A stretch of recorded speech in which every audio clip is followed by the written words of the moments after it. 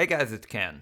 Today I'm going to be leading you through some basics in the Godot editor using the GDScripts basics tutorial scripts that we created last time, as well as some different nodes, and increase your learning of GDScript by using things like timers and tracking distances and moving items. When you first open up, you'll have to hit create to make a new project, and this is what you'll see. Now there are 5 main panels as well as the center, and we'll start from the top left here. Up here is your scene tree. Right now it's asking you to create a root node, and when you do select one of these, it'll create a scene tree. Below that is the file system. This is where all your game files are stored. You can right click in here and hit open in file manager if you want to see where this is on your system in case you don't already know. To the right of that is the bottom panel. This includes a lot of information, starting with the console, also known as the output. Next to that is the debugger. This is where you'll look in at your code as it runs. Next to that is the audio bus, the animation editor, and the shader editor. This will add a few more things on as you interact with different node types, but really you just have to focus on the output console. To the far right here is the inspector. When you have a node selected, this will show a big list of properties, but right now it shows nothing. Up at the top you have 3 tabs. The middle one is the node tab. If you had a node selected, you would see 2 further tabs inside here called Signals and Groups. Next to that tab is the History tab. This is where it shows all the changes that have happened in your project. It starts at the beginning and grows as you make any changes.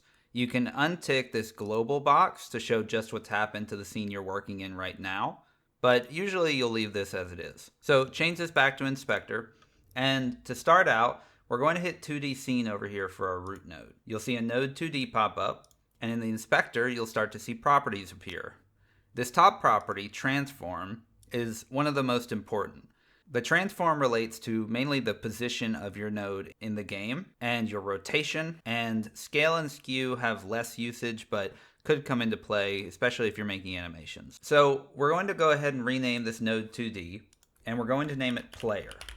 We will be building an extension of the player and enemy that we had in the GDScripts basics tutorial. Now, if you're unfamiliar with nodes or you are unfamiliar with GDScript, the programming language used in Godot, then check out the GDScript basics video in the card. Now, once we've renamed this, we need to right click it and hit change type. We're going to erase the search bar and we're going to type in character. You'll see character body 2D.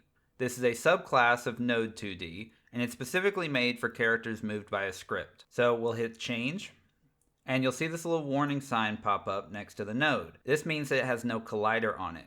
A collider tells the game where it actually exists and how it should interact with other colliders in your game. This is what causes collision to happen to keep things from moving on top of each other. So we'll right click the player and hit add child node. We'll type in collision, find collision shape 2D, hit create. You'll see the warning sign on this as well. It needs a collision shape. In your inspector, you'll see this shape property and this empty. Click the empty, select new rectangle shape 2D. If you click 2D up here, if you're not already in it, then you'll see this collider here. Now what we also have to do is up on the player, right click, attach child node, and select sprite 2D.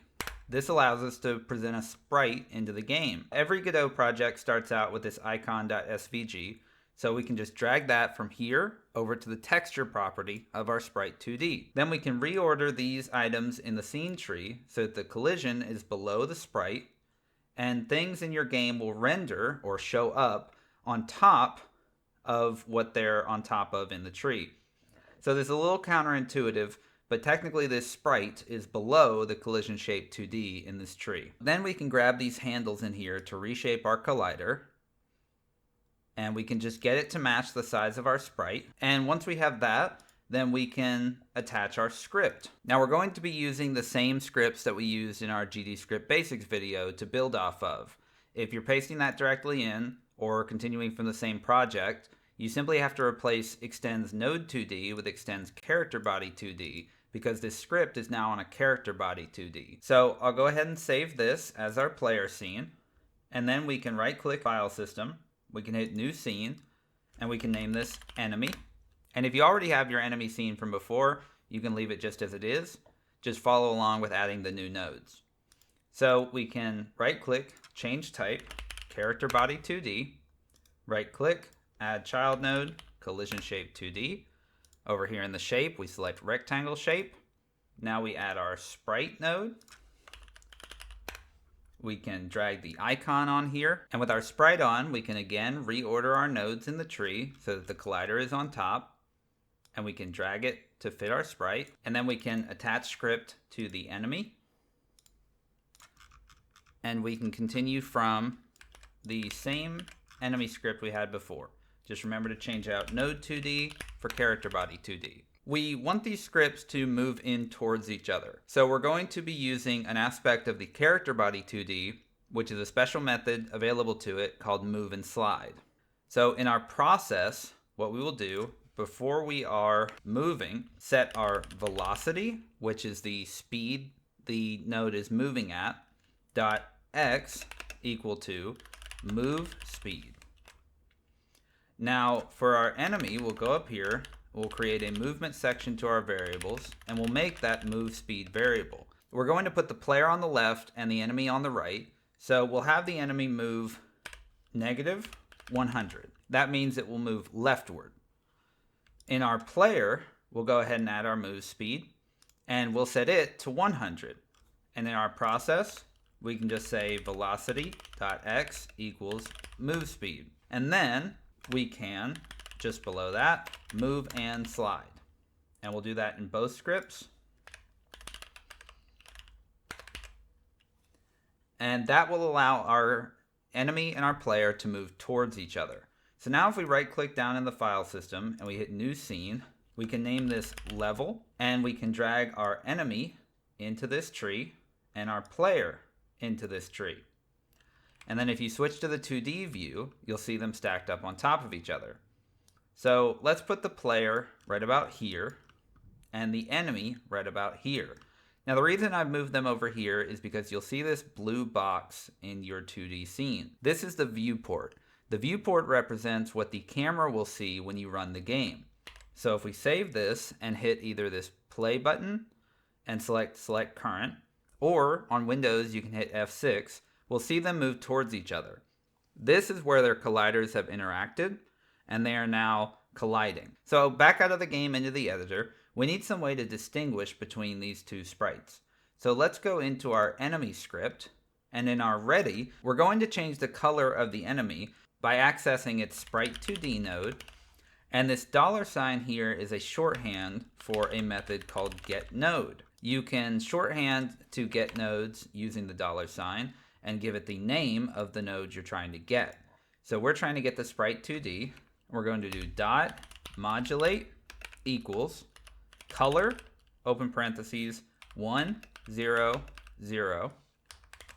And that will set our sprite to red. So if we run the game again, the enemy is now red. That's an easy way to tell them apart. Now there's no straightforward way to set the color of the sprite in the editor, unfortunately. And so doing it through this is the best way to do it.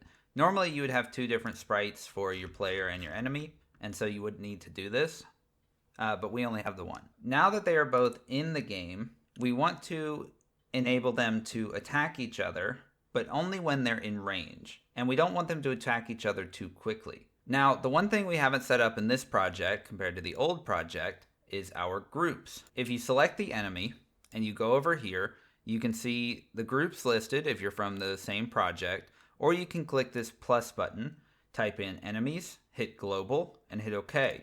You can do the same thing for player. Now, when your enemy is selected, you want to select the box for enemies, so it is in the enemies group. When your player is selected, select the player group. Now, if we run it again, the enemy dies fairly quickly because process runs very quickly. Process runs as fast as your frames per second. And frames per second for most games is about 60.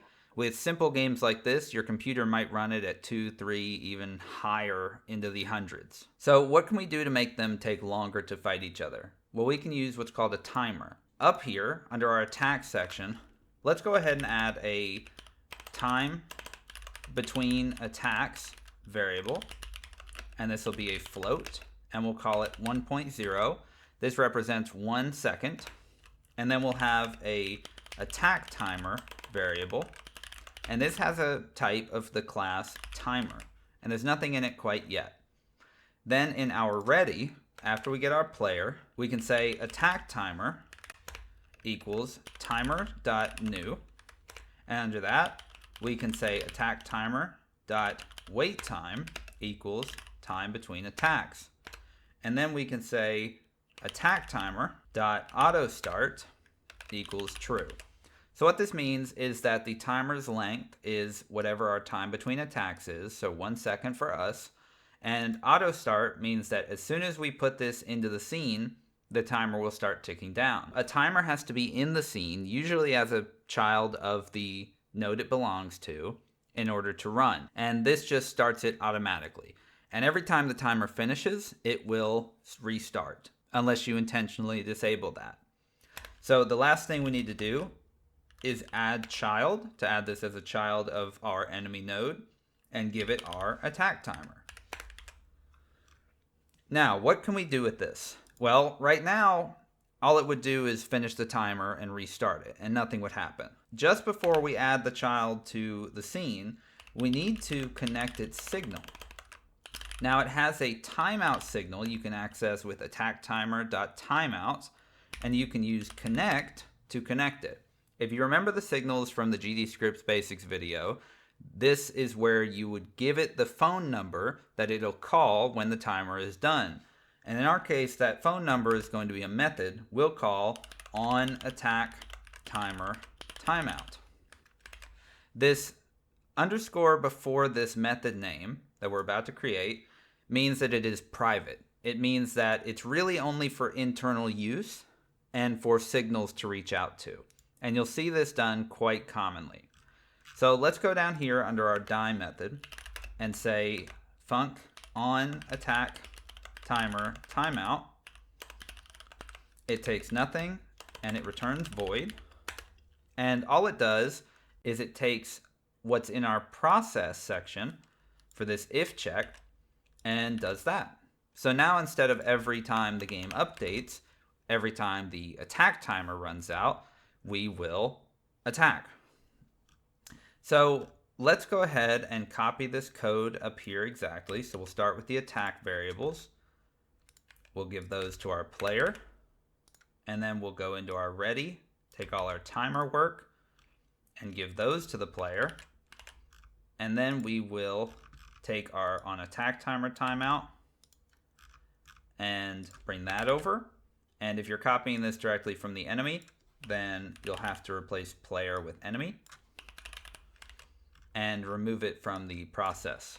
So now, if we run the game, they don't die immediately. It'll take a few seconds, about 5, and then it dies. You can still see our printout down here for healed and enemy died. These are happening at the exact same time. So let's also go into our attack methods and add a print statement here for player attacked, and in our enemy, we'll add enemy attacked. So that'll give us an extra little run out here. And so you'll see the first one appear after a second, another, and they died. So in this situation, the enemy attacked before the player attacked. This went on and on. The enemy attacked once, we healed, we attacked back, and then the enemy died. But what if we wanted, as in a real game, for our player and our enemy to have to be within a certain distance before they could attack each other? This is very common. What we have to do is add a new variable. We'll start with our enemy called attack distance. This is a int, and we need to figure out the number for this. So let's take a step back and go look at our player. If you go into the 2D view and you go back to the inspector, you'll see on the collision shape that we can expand this rectangle shape 2D and we can get its size. When we're calculating distance between two things, we're calculating between the center of them. If our X collider is 127, I'm going to bump this up to 128 just to make it easier to math on, then half of that is 64. And if we go over to our enemy and look at its collision shape, it's also 128. So the point between the center of the player and the center of the enemy would be 128 pixels.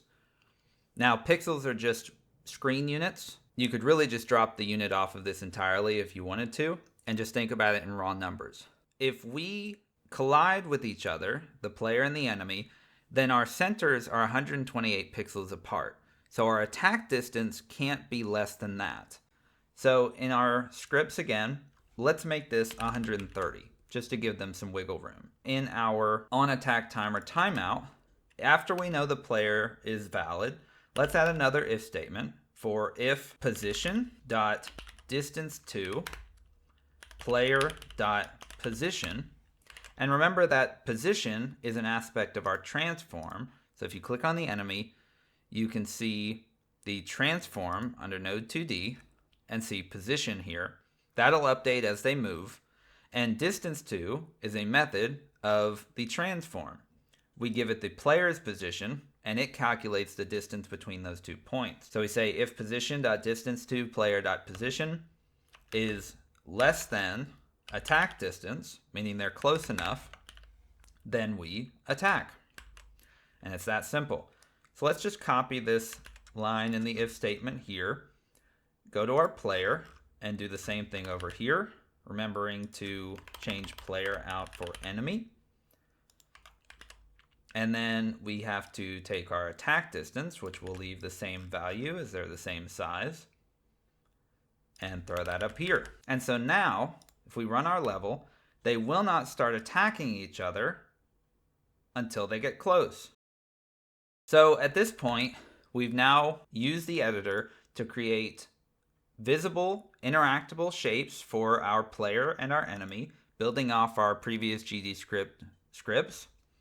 And we've added sprites, we've added collisions, we've used our groups, we've used timers and timeouts. And this is barely any more than we had before, except visualized and longer. And so you can see how everything you learned in the last video built you up to what you needed for this video, except for knowledge of the editor itself. And so what you should take away from this video is that you're going to have to learn your nodes.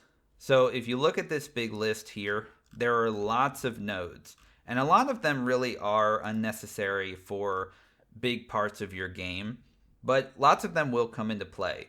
If you're dealing with audio, listener and stream player are very important. If you want characters that have skeletons to them so they can move around in animations, the Bone 2D is really important. When you have a camera following your player, you'll have to understand how the camera works. So take some time, look through the documentation, get used to all these nodes, try them out in little test games, and see what you can do with them. While you're doing that, remember to figure out learning the file system, figure out all these little things down here, go through the inspector and look at what all different properties are in here. Every little moment that you spend looking at the different things in the editor will save you hours down the road. So I hope you've enjoyed this video. Remember that you can reach out to me in the comments or over on X, or you can catch me during my Twitch streams where I will be building my very own game from 6 to 9 p.m. Central Time. If you have any questions, feel free to reach out with them there and you can get some one-on-one time. There will be more games coming up soon with more focus on full games rather than small tutorial sections. You'll be sure to learn new things in every single one of them. So stick around for those, and I hope to see you soon. Bye!